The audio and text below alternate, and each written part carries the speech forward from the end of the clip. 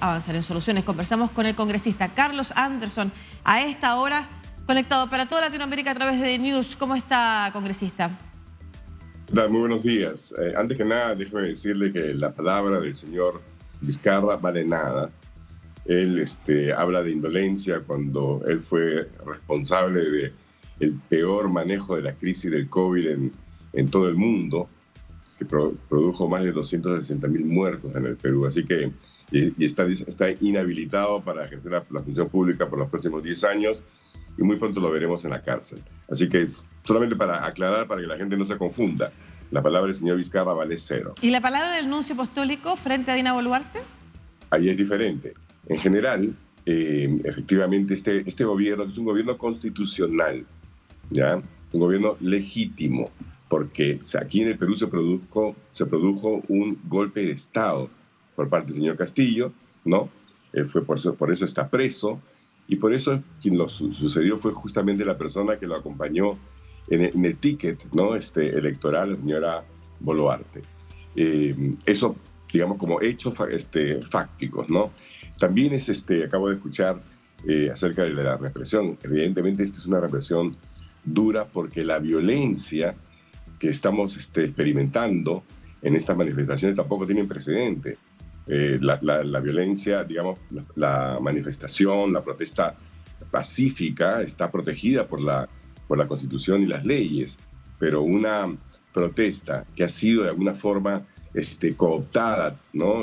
Capturada por elementos de las economías, por ejemplo, oscuras, como el contrabando, como el narcotráfico, como la tal informal, la minería informal, porque ellos son los que están financiando todo esto, ¿no? Han cooptado esta legítima protesta social que existe y que yo reconozco y que tiene que ser escuchada, ¿no? Pero esos niveles de violencia en los cuales de manera coordinada, por ejemplo, se toman 3 aeropuertos, ¿no?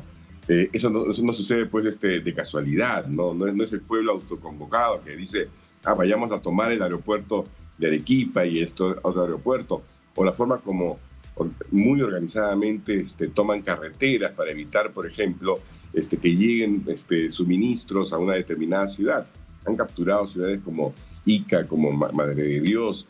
En Madre de Dios la gente, creo que han dicho ahí, se muere de hambre ahora porque no puede llegar los suministros, porque están tomadas las carreteras. Así que sí, hay una gran represión porque hay una gran violencia.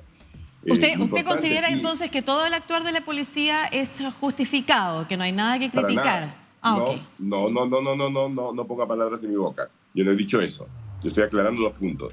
Efectivamente, como en cualquier otro tipo de manifestación o social, la policía tiene el derecho, ¿no? Constitucional de utilizar la fuerza para evitar justamente que se afecten los derechos de terceros.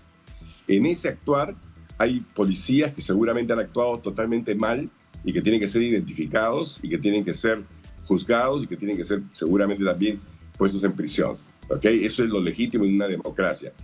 De igual manera, entre los protestantes, yo estoy haciendo justamente la separación. Hay pueblo, o sea, hay una manifestación legítima, ¿sí? De ciudadanos que pacíficamente quieren hacerlo, pero también hay estos agitadores, estos violentistas que no han tenido, por ejemplo, problemas en asesinar a un policía, ¿no? Rociándolo de gasolina y incendiándolo. Y lo mismo han tratado de hacer con otro policía. Entonces, hay mucha violencia, hay que separar la paja del trigo y no hacer generalizaciones. No es que la policía sea asesina, ¿no? La policía es un uso de la fuerza. Ni tampoco que todos los manifestantes estén cooptados, ¿no es cierto? Y que toda la movilización esté cooptada por grupos más extremos. ¿Perdón, cómo? Ni tampoco que toda la movilización está captada por grupos más extremos. No, por supuesto que no, lo estoy diciendo. O sea, hay una protesta legítima. Ahora concentrémonos en lo que puede hacer la clase política para ayudar a aliviar esta crisis. ¿Cuáles son las discusiones que se han estado sosteniendo en el Congreso? Por ejemplo, para acordar alguna fecha que le dé cierta respuesta a una movilización que también incluye la salida de Dina Boluarte entre sus peticiones. Sí, claro. Entre las peticiones puede haber de todo, ¿no es cierto? Y efectivamente en el Congreso de la República ya se dio una votación ya se dio una votación para el adelanto de elecciones. El adelanto de elecciones también quiero que entiendan, en el Perú no hay un régimen parlamentario, el adelanto de elecciones en sí mismo no está contemplado en la Constitución. Es un hecho excepcional que ha requerido, por ejemplo, la votación mayoritaria, ¿no? De los congresistas que lo han hecho. Ya lo hicimos en diciembre pasado, ¿no? Solo que necesita una segunda votación. Ahora se está buscando adelantar la legislatura. Porque claro, desde el lado de la protesta, uno dice, bueno, que se vayan ya, que se vayan todos, que se vaya Dina, que se vaya el Congreso. ¿Y quién gobierna el país en esa instancia? Pero de todas maneras se ha solicitado por distintos grupos de políticos, incluso de parlamentarios hoy, adelantar las elecciones para este 2023. Estamos en enero del 2023, se habla de octubre del 2023. Pues lo que se señala desde distintos medios, solo para terminar y también entregarle esta información a nuestra audiencia, es que incluso desde el grupo de confianza de la presidenta Dina Boluarte señala que ella ha planteado que esperar hasta el 2024 pareciera ser una mala señal. Mira, lo que pasa es que hemos ido cayendo en una cierta narrativa, ¿no? Que exige, digamos, la calle, el pueblo, ¿no? Somos 33 millones de personas. Las encuestas, por ejemplo, dicen que el 60 y tanto % preferiría que fuera en abril, ¿no? Del próximo año, para poder tener tiempo y hacer algunas reformas que son necesarias para evitar que el siguiente gobierno esté en la misma situación o peor, ¿no? Hay cosas que son fundamentales, por ejemplo, en la Constitución peruana, que es una constitución que requiere definitivamente reformas profundas, ¿no? Existen, por ejemplo, 2 armas de destrucción masiva, que son algo que le llamamos nosotros el dar la confianza a los gabinetes, ¿no? Que si uno, por ejemplo, el Congreso niega la confianza en 2 oportunidades, entonces el presidente tiene la facultad de cerrar el Congreso. Y por el otro lado, lo que se llama la vacancia por incapacidad moral permanente, que es un concepto vago. Entonces, estas 2 cosas, por ejemplo, tienen que ser eliminadas y necesitamos discutirlas en el Congreso. Entonces, estamos frente a una alternativa que es o tenemos en abril del 24 las elecciones, habiendo hecho las reformas, o nos vamos para octubre, noviembre de este año, sin reformas. Porque usted considera que de aquí a octubre del 2023, estando en enero, es imposible avanzar en esas 2 reformas. Sí, o sea, pues se necesita tiempo, o sea, la legislatura tiene tiempos, hay que acordar voluntades. Yo incluso, por ejemplo, soy de la idea que incluso algo como la Asamblea Constituyente, que a cada rato se dice, sí, vayamos a la Asamblea Constituyente, en la legislación peruana no existe.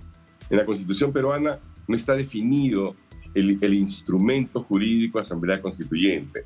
Entonces, cuando desde las izquierdas dicen, no, un referéndum para la Asamblea Constituyente, yo siempre pregunto, ¿y qué es la Asamblea Constituyente? ¿Cuántos miembros tienen? ¿Cómo se elige esa Asamblea Constituyente? ¿Y no será que es momento, perdón, congresista, no será que es momento de que la clase política se organice efectivamente para medidas que son excepcionales y que como congresistas que son reformas que pueden impulsar de manera más rápida en la medida que lleguen a acuerdos? Pero justamente eso es en lo que estamos. Hemos dado una medida excepcional, que es que los propios congresistas hemos decidido acortar nuestro mandato. Eso en sí mismo ya es excepcional. En general, la población, con razón, ¿no? Desconfía de eso. Desconfía porque dice, ¿y por qué no han votado en segunda votación? Claro, no necesariamente saben que hay plazos, que hay cosas que requieren, digamos, un tiempo. Por ejemplo, la propia Constitución marca que la segunda legislatura tiene que empezar en marzo, ¿ya? Entonces, nosotros tenemos que votar de manera excepcional para poder traerla adelante.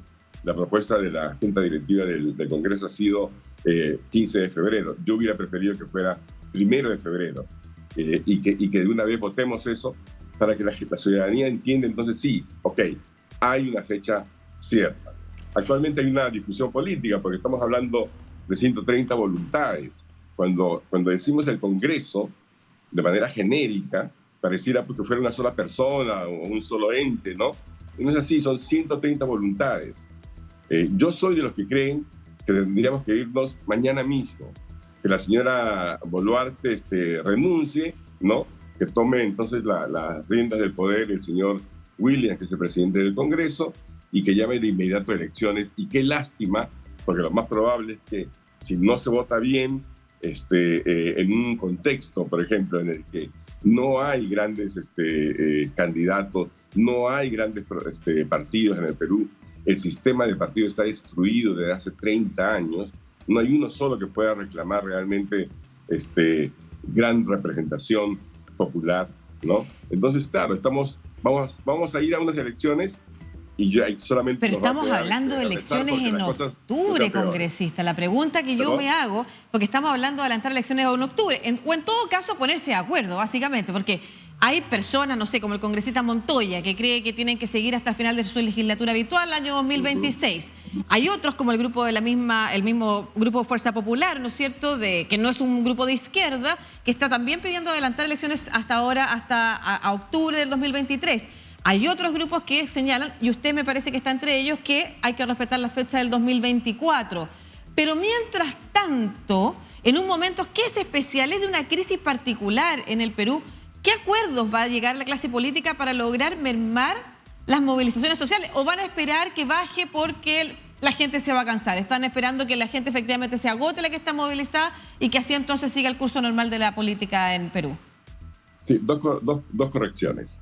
Por favor. Sí, a ver, originalmente yo he sido de los que piensa que deberíamos ir a abril 24 porque creo que tenemos que hacer reformas para evitar que el siguiente gobierno esté en la misma situación, ¿ok? Esa es la razón. Evidentemente hay una presión muy fuerte.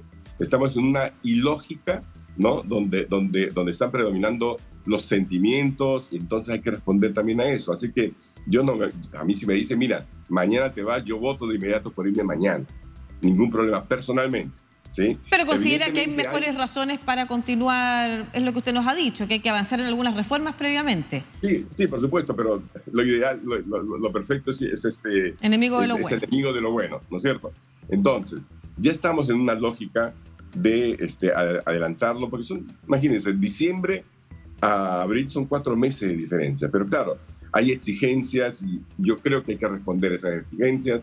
Lamento profundamente que vayamos seguramente a elecciones con unas mismas circunstancias, porque probablemente volvamos a estar en una conversación como esta en 2 años con un nuevo gobierno, nuevamente con poca legitimidad, etc. Y por eso la pregunta que le hago es... Lo del señor Montoya y ciertos grupos, ¿no?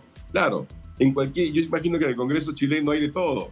Claro, claro que sí. Por eso es lo que yo le pregunto, a usted, según su opinión, ¿qué es lo que al menos debe proponer la clase política peruana en su conjunto, Congreso, Ejecutivo, acuerdos que permitan amainar la crisis social e institucional que tienen hoy en el Perú?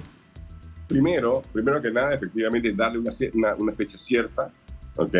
Segundo, tener algún tipo de acuerdo político para que justamente la protesta social pues disminuya, porque ahí hay, no todo es, que le digo, el pueblo autoconvocado que sale a marchar y cosas por el estilo. O sea, allá hay otros intereses, hay otros jugadores. Eso no lo podemos negar. Tercero, tenemos que imponer, volver a imponer el Estado de Derecho. Porque no puede ser, por ejemplo, que niños mueran en ambulancias porque no pueden entrar porque está bloqueada una carretera. O sea, el derecho de uno claro. no puede limitar el derecho de otros. Entonces tiene que haber orden por un lado, ¿no? La fuerza legítima para imponer el orden nacional, pero por otro lado tiene que haber también una relación empática que entienda que efectivamente hay una protesta social legítima, ¿no? Yo le he reclamado al gobierno de la señora Dina Boluarte, por ejemplo, ¿no? Que no haya presentado, por ejemplo, un plan masivo, pero masivo, de inversiones en el sur y en la Sierra Central, justamente, ¿no? Para evitar cosas que nosotros hemos normalizado, que también creo que son escandalosas. El hecho de que el 70% de los niños en Puno, por ejemplo, tengan anemia. O sea, eso es realmente algo claro que me avergüenza como peruano, ¿no? Y que creo yo que los gobiernos de manera sucesiva han ignorado, incluyendo el expresidente Vizcarra. Claro que sí, es un problema de larga data, efectivamente, en el Perú, pero que también se debe, estamos hablando, como usted bien señalaba, de una crisis política que parte a mediados de la década pasada, cuando se descubre, entre otras cosas, este artículo que usted señala que es importante de reformar, ¿no es cierto? La idea de someter a la renuncia o presionar por la renuncia del presidente o de la presidenta producto de esta incapacidad moral, la destitución de los presidentes por incapacidad moral, claro, lo que ha hecho que el Perú tenga presidentes por sus periodos más cortos y por supuesto impidiendo poder avanzar en estas cosas que están de fondo. Por eso decía yo que hay que hacer algunas reformas fundamentales. Por ejemplo, el artículo 117 tiene que incluir, por ejemplo, la posibilidad de vacar a un presidente que está evidentemente metido en la corrupción. Nosotros hemos vivido 18 meses con un presidente que ha sido el jefe de la mafia, ¿me entiendes? Entonces había que actuar. Gracias a Dios, él actuó solo, porque él solito se puso en el campo de la criminalidad al haber intentado cerrar el Congreso, cerrar el Tribunal Constitucional, reorganizar, entre comillas, el Poder Judicial y el Ministerio Público. Muchas gracias, congresista Carlos Anderson, desde el Perú, conectado con toda Latinoamérica a través de News, para conversar de algo que es fundamental. Efectivamente, la crisis política, social e institucional que está sucediendo en Perú llama la atención del mundo, las represiones, las muertes. Por otro lado, efectivamente, las muertes producto de los bloqueos también son una alarma, pero la clase política no se logra poner de acuerdo, como usted señala, en entregar respuestas, sean políticas, electorales y en paralelo una agenda social que vaya en respuesta también de esta movilización que es legítima. Muchas gracias, congresista, por esta conversación. Que esté muy bien.